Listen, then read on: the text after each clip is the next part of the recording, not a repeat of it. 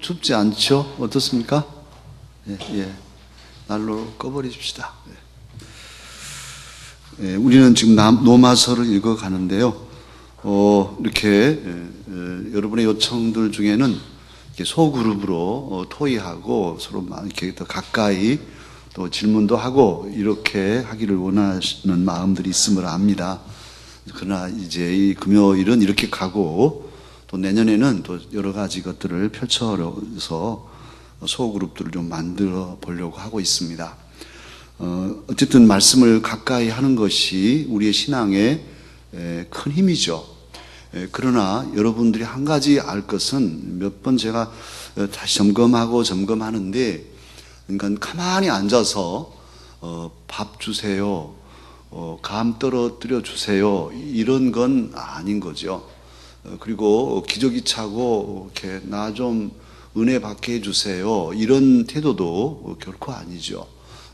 정말 자력으로 말씀을 읽고 묵상하고 그 말씀에서 힘을 얻고 또 스스로 기도하고, 그렇게 하려면 모든 공예배, 새벽 예배, 수요 저녁, 우리 심야, 주일 낮, 오후 이런 예배들에 참여해야 돼요. 그래서 아주 평범한 예배지만 그 예배 안에 온 마음을 다하고 그 안에서 주신 하나님의 은혜들을 경험하고 체험하고 하나님의 임재를 느끼며 살아가는 이런 더 깊은 영성을 우리 강사역들은 가져야 됩니다. 뭐 큰 대형 집회에 가서 그 분위기에 휩쓸려서 막 감동 먹고 막 눈물 흘리고 그리고 돌아와서는 맹한 이것 말고 평범한 나의 일상 삶 속에서 똑같은 삶이 반복되고 지치고 고나지만 그 안에서도 말씀을 붙잡고 하나님을 의지하고 하나님과 만나고, 오늘 이 저녁에도 그런 시간이 저와 여러분에게 되어야 합니다. 주님은 정말 가장 가까이 늘 함께 하시거든요. 그 주님을 우리는 모르고 어디 엉뚱한 어떤 그런 자극으로만 얻으려고 한다면 잘못인 것이죠. 그런 점에서 말씀을 사모하신 우리 강사역들의 열정이 이제 내년에는 또 다른 어떤 방법을 가지고 우리 교회 안에서 이렇게 얻도록 그렇게 하겠습니다. 우선은 이 금요 심야 기도회는 이렇게 또 가보고 또 다른 것도 있으면 조언도 해주시고 또 저도 또 이렇게 저렇게 방법은 뭐 그렇게 중요한 건 아니니까 사실은. 그러나 작은 차이가 우리에게 주는 느낌들이 다르니까 이렇게도 저렇게도 더 알맞는 방법을 찾아가겠습니다. 우리가 지난번에 로마서 3장까지 읽었는데, 하나님 앞에서 의인은 없다, 완전한 단절을 사람은 하나님과 단절을 이룬 존재였다는 것, 전적으로 의로워질 수 없는 그런 사람들이라는 것을 바울은 강조하고 있고, 그럼에도 그 죄인들, 하나님과 단절된 죄를 사함받고 의롭게 되는 길은 믿음뿐이다 하는 것이 3장에서도 강조된 바였습니다. 믿음으로 얻는 의, 그래서 이신득의 이런 말씀도 드렸어요. 한번 따라 할까요? 이신득의, 믿음으로써 얻는 의, 이런 뜻이에요. 그런데 오늘 4장에 오면 다시 또 언급합니다. 언급하면서 누구를 언급하냐 하면 아브라함을 언급하고 있어요. 아브라함이 누구죠? 아브라함이죠. 믿음의 조상, 우리 장로님 말씀처럼 믿음의 조상 아브라함. 오늘 본문은 우리 조상인 아브라함 이렇게 말하고 있는데, 바울은 이제 유대인이니까 당연히 그렇게 말할 수 있죠. 그러나 우리에게는 낯설 단어가 이 조상이란 단어인데, 그러나 바울 사도님은 로마서 4장을 통해서 모든 믿지 않은 사람, 다시 말하면 뒤에 무할례자, 아브라함이 의롭게 되는 것이 할례시냐 무할례시냐, 할례를 받았을 때냐 할례 받기 전이냐, 이 얘기거든요. 아브라함이 하나님께 의롭다 함을 받은 것이 창세기 15장이에요. 그것은 할례 받기 전일까요 후일까요? 맞춰보세요. 할례 받기 전일 것 같습니까? 후일 것 같습니까? 할례 받기 전이에요. 전이에요. 그래서 믿음으로 의롭다함을 받고 나서 훨씬 더 뒤에 할례를 행하고 그리고 이삭을 낳습니다. 1년 후에. 그러니까 아브라함은 할례 받지 않았을 때 이미 너는 의로와 하나님께서 의롭다고 인정해 주셨어요. 그런 점에서 모든 무할례자들, 저와 여러분은 다 무할례자들이죠. 이스라엘 유태인처럼 할례를 받지 않은 사람들이에요. 그런데 그럼에도 불구하고 우리는 믿음 안에서 아브라함의 후손이 되었습니다. 이미 우리는 하나님의 백성이 되었습니다. 그것을 오늘 로마서에서 말씀하고 있어요. 특히 이 바울 사도는 하나님께서 아브라함을 어떻게 여기셨다고 하냐 하면 오늘 오늘 본문 말씀에 보면 의롭다 이렇게 여기신 바 되었다고 3절, 다 같이 3절을 다시 함께 읽을까요? 성경이 무엇을 말하느냐? 아브라함이 하나님을 믿음에 그것이 그에게 의로 여겨진 바 되었느니라 이렇게 말씀하고 있어요. 창세기에 보면 창세기 14장에 아브라함이 구돌라오멜이라는 엘람 왕의 5 왕들의 연합군과 소돔 왕이 싸워서 소돔 왕이 지거든요. 그래서 롯도 잡혀갔는데 아브라함이 314명의 자기 종들을 데리고 게릴라 전법으로 밤중에 진격해서 그 군대를 격파하고 모든 물건과 사람을 다 다시 회복시켜서 데려와요. 그때 멜기세덱이라는 어디서 온지도 모르는 그런 신비한 제사장이 나와서 아브라함을 축복하고 아브라함은 그에게 11조를 드리죠. 그리고 나서 15장인데 하나님께서 아브라함에게 나타나셔요. 그리고 너에게 복을 주겠다고. 그러니까 아브라함이 저는요 아들이 없어요 아직도. 그래서 우리 종 엘리에셀 있습니다. 엘리에셀이 나의 상속자예요. 이렇게 하나님께 말씀드리니까 아니다. 네 몸에서 너의 상속자가 날 것이다 하고서 하늘의 별을 보여주시면서 너의 후손이 이 하늘의 별과 같이 많을 것이다. 정말 얼마나 감격스러웠겠어요. 아니 자식도 없어요. 아무것도 없는데 그런 비전을 주십니다. 그래서 아브라함이 그렇게 보고서 보통 사람들 같았으면 에이 하나님 말씀도 과하시죠. 이렇게 농담처럼 여겼을 텐데 이분이 지금 나이가 80이 다 된 양반이 그 말씀을 믿었어요. 그래서 창세기 15장 6절에 그 아브라함이 여호와를 믿으니 하나님 말씀하신 그 말씀을 믿으니 여호와께서 이를 그의 의로 여기셨다. 할렐루야. 그렇게 기록되어 있어요. 이 말씀을 바울 사도님은 다시 끄집어내서 아브라함이 하나님을 믿으니 의로 여기셨다. 할례 받지 않은 무할례자였지만 아브라함도 실수가 있고 물이 있었지만 그 믿음을 보시고 너는 의롭다. 나의 사람. 이렇게 하나님께서 인치셨다는 거예요. 이 말씀을 우리는 우리의 삶에 적용해서 오늘 저녁 은혜로 삼아야 될 것인데요. 이제 바울 사도님은 또 한 가지 예를 듭니다. 아브라함을 얘기하고 그 다음 다윗을 얘기하죠. 오늘 6절에서 다윗을 얘기해요. 다윗이 뭐라고 말했냐면 불법이 사함을 받고 죄가 가려짐을 받는 사람들은 무엇이 있다? 복이 있다. 이렇게 말씀했고 주님께서 그 죄를 인정하지 아니하실 사람은 복이 있다. 이렇게 말씀을 했는데 바로 우리들이 그렇다는 거예요. 사랑하는 강서가족 여러분, 저와 여러분은 하나님과 단절된 민족이에요. 우리 민족은 하나님 몰랐어요.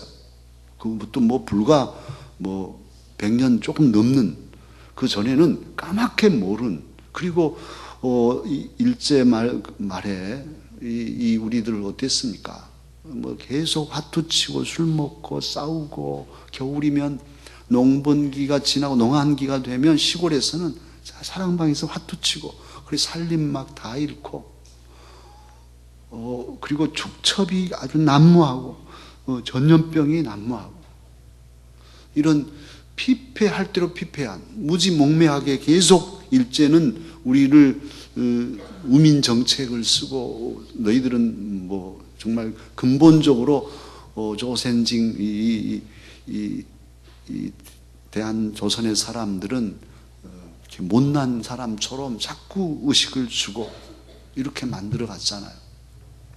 그런데 그러한 우리들 죄에 사로잡혀서 영영 죽을 우리들인데 그런 조상들과 함께 지금도 우리들이 사실은 많은 죄에 노출되어 있는 사람들이고 근본적으로는 하나님과 함께 할 수 없는 죄인들인데 오늘 뭐 우리 안수 집사님들은 안수 집사로서 하나님을 찬양하고 우리 또 다 하나님의 은혜 가운데서 피곤하고 고나지만 위로받고 힘을 얻고 하나님 아버지께 우리의 소원을 아뢰고 하나님의 아들로 딸로서 내일을 소망하며 살게 되었어요. 이것은 너무너무 엄청난 거예요. 우리가 얼마의 돈을 주고 우리의 죄를 사할 수 있겠습니까? 우리가 무엇을 줘야 하나님을 아버지로 삼을 수 있을까요? 뭘 해야 될까요? 산으로 옮겨야 될까요? 아니면 손가락이 다 닳아지도록 쑥불을 떠가지고 뼈가 다 타져서 손가락 10개가 다 없어져야 우리가 하나님의 아들이 될 수 있을까요? 어떻게 해야 되는가요, 여러분? 오늘 바울 사도는 말합니다. 불법이 사함을 받고 죄가 가리워진 사람 복 있다. 그가 아무것도 하지 않았지만 그 위에는 일을 아니할지라도 나오지요. 4절부터는 일하는 자에게는 삭시 은혜가 아니다. 그것은 보수다. 일하고 품삯 받은 것은 그것은 뭐 당연한 것이다. 그러나 일 안 했는데 아니 뭘 줘요. 그건 은혜잖아요. 아무 행위가 없는데 하나님 앞에 죄 사하려고 그 하나님 눈에 그 아무것도 없었는데 그냥 하나님이 너 말이야 너 내 눈에 쏙 들어. 그래 내가 너의 죄를 사하겠다. 너를 위해서 내가 피 흘린다. 우리 주님 우리를 위해서 사랑 주셨잖아요. 그랬더니만 그리고 우리 마음을 감동해서 믿어지네요. 아이고 주님 정말 잘못했어요. 죄 가운데 살았어요. 이건 영영 죽을 길인데 몰랐습니다. 이렇게 알려주시니 감사합니다. 이제 우리 주님 믿겠습니다. 그게 회심인 거예요. 오늘 이 컨버션, 이 회심이란 것은 회개와 믿음을 가리켜서 회심이라 합니다. 그냥 회개라고 하면 아주 단순하고 신학적인 용어로 회심은 돌이킬 뿐 아니라 후회하고 돌이킨 것만 끝나면 그건 온전한 회심이 아니에요. 돌이켜서 예수 그리스도를 구주로 믿는 것, 이것이 회심이에요. 이 회심을 하는 순간 예수 그리스도를 믿을 때 하나님께서는 그래 하고 우리에게 뭘 주시냐? 칭의, justification, 이 칭의를 주셔요. 너는 의롭다. 아니 안 의로운데, 죄 많은데, 지금까지 엉터리같이 살았는데 괜찮아. 너는 이제 의로워 하고 도장을 꾹 찍어주시네요. 이게 뭐다? 칭의, 의롭다 하신. 이게 법적인 용어라는 거예요. 죄인이에요. 이 사람 죄가 몽땅 많아요. 그런데 재판을 열었어요. 재판을 열고 막 검사가 이 사람 막 30년 윤일병 어렵게 한 녀석은 또 30년 더 얹은다면서요. 30년 더 구형을 했어요. 65년 감옥살이 하도록. 그렇게 했는데 변호인이 변호하고 또 이 사람이 눈물을 뚝뚝 흘리고 용서해 주세요. 이렇게 했더니 재판관이 좋아. 이제 너는 의인, 죄 없어, 무죄 하고 탁 선언하면 죄인인데 죄 없는 사람이 되잖아요. 법적으로. 그래서 나가는 아무도 못 잡습니다. 죄 없어. 재판관이 죄 없다 했어. 이러잖아요. 그런 거예요. 하나님 아버지께서 너는 의인 하고 불러주십니다. 그것이 칭의예요. 저와 여러분이 예수님을 믿을 때 이미 그렇게 의롭다함을 얻은 자 되었습니다. 칭의 받았어요. 그것을 오늘 바울 사도는 말씀하고 있습니다. 이게 얼마나 감격스러운 일인지요. 오늘 이 저녁에 사실은 막 이 말을 듣는 순간 감격이 넘쳐서 나는 의로운 사람이야. 칭의를 얻었어. 이렇게 해야 되는데 맹하고 이렇게 많이들 있을 수 있어요. 곰곰 생각해 보세요. 내가 어떻게 하나님의 자녀가 되었는지, 의롭다함을 얻고 그 법적인 신분이 이제는 죄인이 아니라 하나님의 누가 됩니까? 아들, 딸이 됐어요. 저와 여러분은 하나님의 자녀입니다. 하나님의 아들, 하나님 아버지 하나님도 아버지가 더 강조될 때는 기도할 때 아버지 하나님을 먼저 하죠. 아버지 하나님, 아버지 이렇게도 하고. 제가 아는 어느 장로님은 시골에 장로님이신데 아버님 공중 기도를 하시는데 너무너무 제 젊은 어린 시절에 그 새벽 기도를 가면 그분 초등학교 교사이셨는데 아버님 그렇게 하나님을 부르시더라고요. 아버님, 오늘 또 새벽에 우리 성도들이 모였습니다. 아버님, 우리에게 복을 내려주세요. 이렇게 부르는데 잊혀지지가 않아요. 그렇게 기도하신 분 내가 못 봤어요. 지금도. 어쨌든 아버님, 아버지, 하나님을 아버지로 부를 수 있다는 것, 이것이 은혜입니다. 무슨 자격을 우리가 그렇게 할 수 있었겠어요? 하나님께서 거저 주시는 그게 복이죠. 오늘 다윗이 그래서 그렇게 불법이 사함받고 죄가 가려지고 칭의를 얻는 그는 복이 있다 이렇게 강조하고 있습니다. 이제 칭의를 받은 사람이 할 일이 있는데, 칭의를 받는 사람은 이제 뭘 해야 하냐? 성화되어 가죠. 이제 이게 로마서에서 그걸 말씀할 거예요. 오늘 밑에 칭의는 무엇인가 해서 잠깐만 제가 언급해 놨는데, 칭의로는 우리가 하나님의 법적인 자녀가 되고, 성화를 통해서는 이제 도덕적으로도 하나님의 자녀다운 사람이 되는 것이죠. 이게 이제 우리가 해야 할, 앞으로 살아갈 이제 과제입니다. 이 저녁에는 우리가 하나님의 은혜로 정말 우리의 행위를 넘어서서 아무런 우리 수고가 없는데도 그냥 은혜로 우리를 의롭다 인쳐주시고 인정해 주신 그 은혜를 감사히 여기십시다. 그리고 하나님 앞에 더 굳센 믿음을 고백하고 정말 우리에게 주신 귀한 사명들, 우리 가정, 또 교회, 또 우리 직장 소중히 여기면서 한 번뿐이잖아요. 두 번도 살 수 없죠. 늘 고민하고 힘들게 살아갑니다만, 그러나 하나님의 도우심을 믿고 그렇게 또 간구하고 의로운 하나님의 자녀로서 아버지 앞에 담대히 나아가서 아버지 또는 아버님, 오늘 저녁에는 아버님 한번 해볼까요? 아버님 이렇게 가까이 귀하게 부르면서 우리의 소원을 아뢰십시다. 말씀을 품고 이 시간 기도합니다. 그대로 찬양하지 않고 이 말씀 붙잡고 나를 의롭다 하신, 그리고 하나님의 자녀 삼아 주신 아버지로 우리 앞에